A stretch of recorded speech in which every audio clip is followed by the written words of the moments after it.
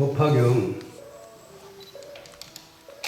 화성유품에 보면은 과거에 대통지승이라는 부처님이 계셨는데 그분이 처음 도량에 머물면서 처음에 마구니들을 모두 파하고 나서 최상의 바른 깨달음 안욕따라 삼맥삼보를 얻기 위해서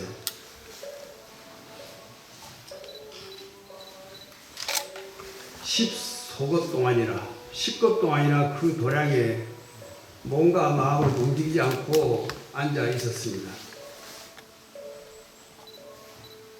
그런데도 불법이 나타나지 않아서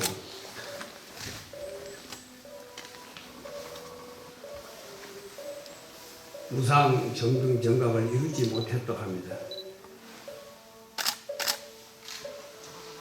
그리고 법화경 기우품을 보면은 시법이 주법이어야 세간상의 상주라고 했습니다. 이 진리의 법은 진리의 자리에 머물면서 세간의 모습에 항상 나타난다고 했습니다. 세상의 모든 만물이 그 만상이 낱낱이 모두 불법을 다 누설하고 있는데 어째서 불법이 나타난 것을 보지 못했다고 하고 그래서 성불을 하지 못했다고 했을까요?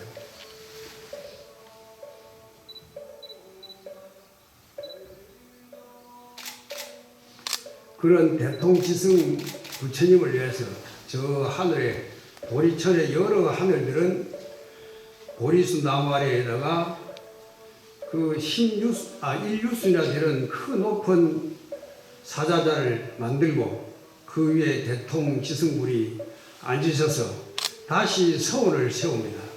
내가 이 앉은 자리에서 바로 안욕따라 삼맥삼보를 얻으리라 하고 좌정하셨습니다. 그때 저 범왕천에서는 하늘꽃을 흩어 뿌리는데 마침 향기로운 바람이 불어오면서 그 꽃 가운데서 시들어진 그런 꽃은 다 흘려보내버리고 다시 끝없이 새로운 꽃잎들을 흩어 뿌리기를 10소급 동안 10급 동안이나 그렇게 끊이지 않고 공약을 올렸습니다. 이처럼 여러 하나들은 저 부처님께 열반에 이르기까지 항상 꽃비를 내리면서 하늘의 북과 온갖 기악을 울리면서 10소급 동안이나 그렇게 공양을 하니까 그때 부처님 법이 앞에 나타나게 되어서 안욕따라 삼맥삼보리 최상의 바른 깨달음을 얻게 되었다고 합니다.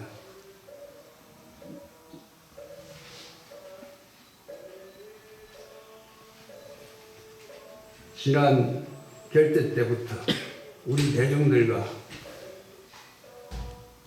광주 전남의 포교사들과 여기 모인 대중들이 같이 결제를 하고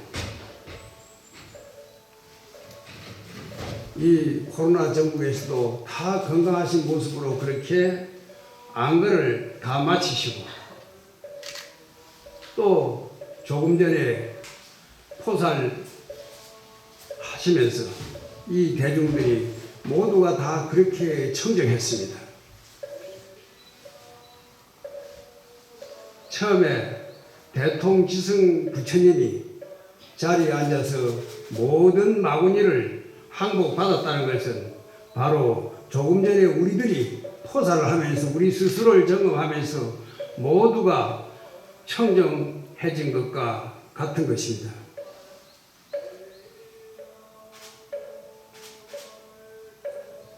그런데 어째서 불법이 나타나지 않았겠습니까?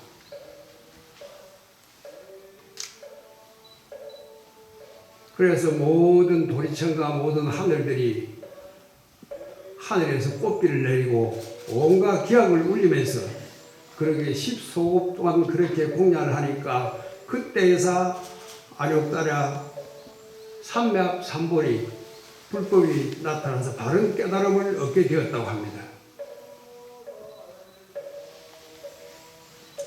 그렇게 이렇게 청정해진 이 대중에게 오늘 또 법운 스님이 소장하고 있던 그 법화경을 지금 우리 이 도량에 봉정했습니다. 여러분들은 그 바른 불법을 제대로 보셨습니까?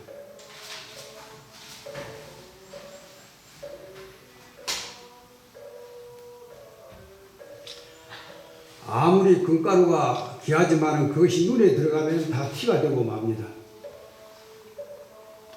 그런데 무슨 그런 하늘에서 꽃비를 내리고 온갖 장엄들을 하게 되었을까요?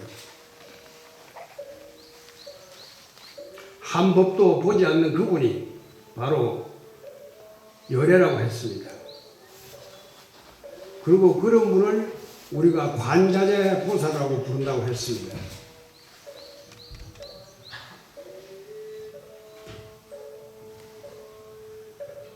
그것은 부처님이라 조사 스님들도 알 수가 없고 볼 수가 없으므로, 그래서 달마 대사께서도 불식 알지 못한다 그렇고 했습니다.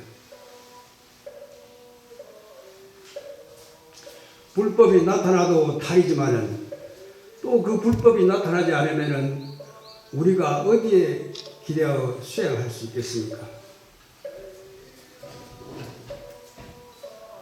그리고 그 불법이 나타나게 되면은 대통하지, 크게 통하지 못할 것이고, 오히려 불법에 막혀서 대통하지 못할 것이고, 그리고 불법이 나타나지 않으면은 어디에 우리가 그 수승한 지혜를 구해서 지성부처가 되겠습니까?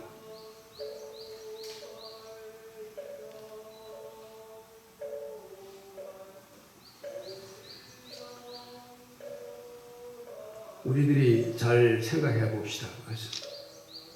그런 대통 지성 부처님은 출가 전에 전륜성왕이었다고 합니다. 그때 전륜성왕이었을 때 16명의 아들이 있었는데 아버지가 그렇게 성불하시는 것을 보고 다 발심을 해서 출가를 했습니다. 그때 대통 지성 부처님은 그 16 아들들을 위해서, 그리고 거기 모인 여러 하늘들을 위해서 사성제와 12연기법을 설하게 됩니다.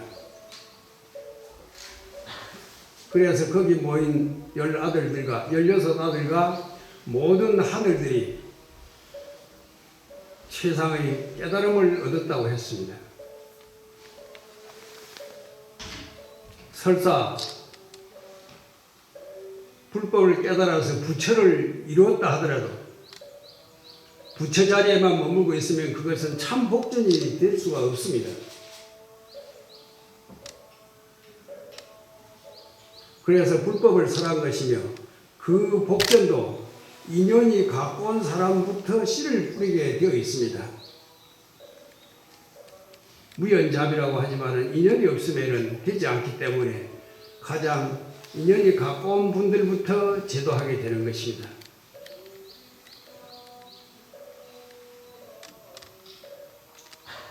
옛날 중국 우두산에는 법룡성사라는 분이 수행을 하고 있었습니다. 그 우두산의 유서사라는 절에서 더 들어가면은 동굴이 있는데 거기에서 홀로 참선을 하고 있었습니다. 그때 많은 호랑이들이 그 굴 주위를 지키고 가끔씩 새들이 꽃을 물어다가 공양을 올리고, 그리고 가끔씩 하늘에서 천공을 가져다 올렸다고 합니다. 그때 저 멀리서 선종의 사조이신 도신 스님께서 참 거기에 이상한 기운이 있다 하시고 그 유서사를 찾아갔습니다. 그때 우두 법륜 선사는 와도 쳐다보지도 않고 그냥 그렇게 앉아 있었습니다. 통기척을 보이지 않으니까 사조 도신 스님이 물었습니다. 도대체 거기서 뭘 하고 있는 거요? 그렇게 하니까 저는 마음을 관하고 있습니다. 그래요? 그러면 도대체 관하는 것은 누구이며 그 마음은 어떤 물건입니까? 마음을 관한다고 하니 관하는 그 자체는 무엇이며 또 관한다는 그 마음이란 어떤 물건이냐? 거기서 탁 막혀버려가지고 그래서 벌떡 일어나서 예를 갖추고 제자 예를 올리면서 다시 법을 청하게 됩니다. 그렇게 해서 도신스님의 가르침을 받고 다시 분발해서 정진해서 자기의 그 바른 정법을 깨닫게 되니까 그때부터는 하늘에서 새들이 꽃도 물어오지도 않고 하늘에서 공양도 가져다 주지 않았다고 합니다.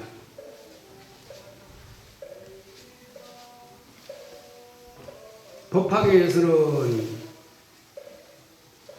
모든 하늘의 공양을 받아서 그렇게 해서 도를 이루시고 우두사리의 법륜선사는 그런 모든 새들이 하늘이 올리는 그런 꽃공양을 다 털어버리고 비대면하는 그 자신조차도 다 털어버린 그린 무신경계를 얻어서 성불하셨습니다.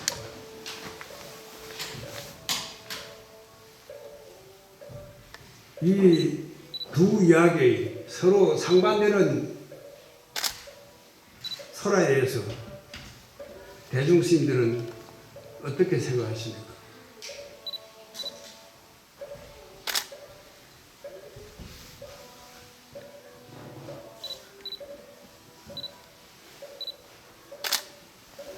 아까 우리가 포사를 하고 이렇게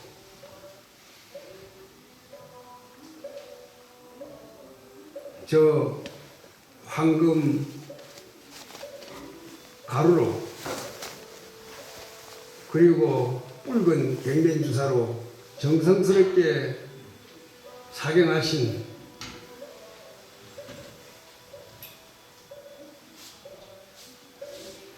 저 법화경을 이렇게 올릴 때 사실은 모든 법문이 다 거기에 들어 있었습니다.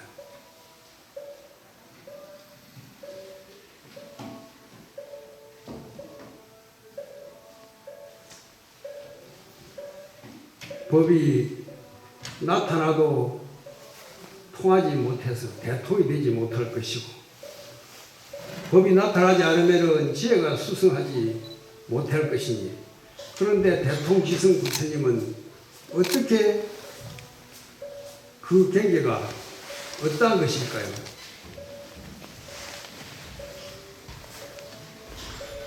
다 우리 각자 그것을 제대로 알게 되면 오늘 해제가 될 것이고 그러지 못하면 다시 마음을 다잡고 오나가나 그 화두를 들면서 결제하도록 합시다.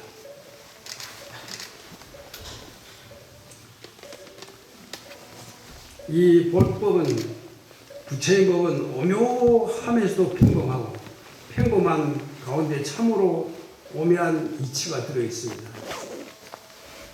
그것은 바로 불법이 그러하기도 하지만 바로 지금 이 이야기를 듣고 이렇게 볼 줄 알고 들을 줄 아는 우리 자신이 바로 그렇다는 것입니다. 그게.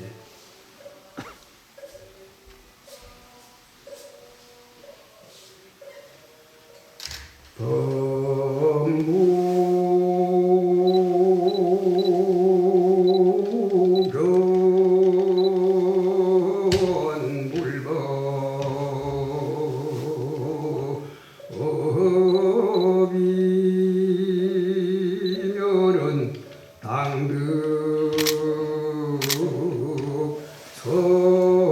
성불도 하고 열애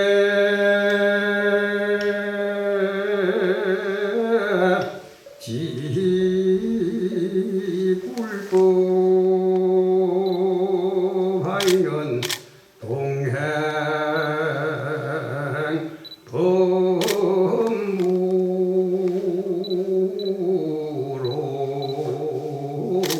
법무로다. 우리 범부들이 불법을 알게 되면은 바로 부처님의 도를 이루게 될 것입니다. 그러면은 부처가 불법을 알면 어찌 되겠습니까? 부처가 불법을 알게 되면 바로 우리 범부의 길을 같이 걸을 뿐입니다.